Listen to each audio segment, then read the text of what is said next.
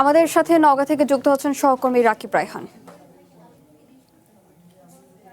রাকিব, নিহতদের সম্পর্কে আসলে কি কি তথ্য পেয়েছেন সে সম্পর্কে জানাবেন।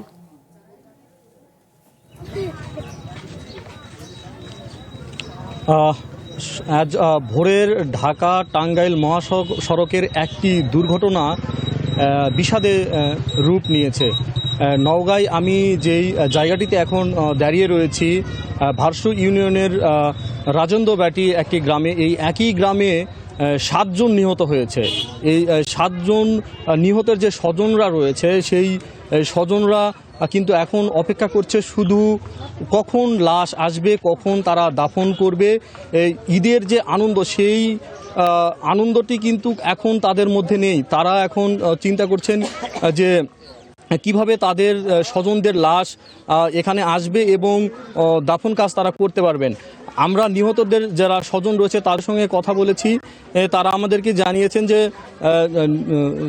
একদম কোনো ধরনের কোনো ঝামেলা ছাড়াই যেন তাদের যে স্বজনদের যে লাশ, সেই লাশটি যেন হস্তান্তর করা হয়।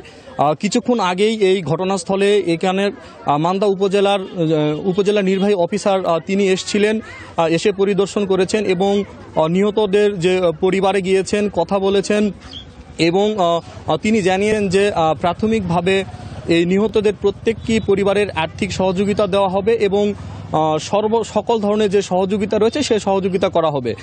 এবং আমরা আরেকটি বিষয় জানিয়ে রাখি যে এই নওগাঁর যে ভারসু ইউনিয়ন রয়েছে, এই ইউনিয়নের একই গ্রামের 7 জন এখানে নিহত হয়েছে। তার কারণে এখানকার স্থানীয় যারা নেতাকর্মী রয়েছেন, ইউনিয়ন চেয়ারম্যান রয়েছেন, তারা সকলেই মিলে সিদ্ধান্ত নিয়েছেন যে যখন তারা লাশটি হাতে পাবেন বা মরদেহটি হাতে পাবেন, তখন সকল মরদেহ একটি জায়গায় আসলে দাফন করা হবে।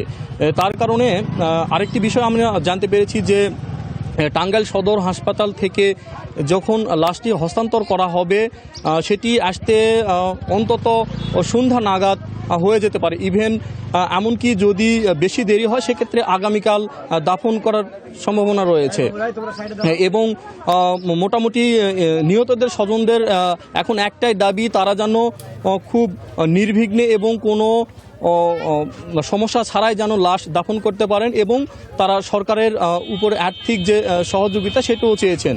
মোটামুটি এই ছিল আমার কাছে নওগাঁ থেকে এই সড়ক দুর্ঘটনার সবশেষ খবর। রাকিব, আপনাকে ধন্যবাদ। দর্শক, নওগাঁ থেকে নিহতদের সর্বশেষ খবর জানাচ্ছিলেন রাকিব রায়হান।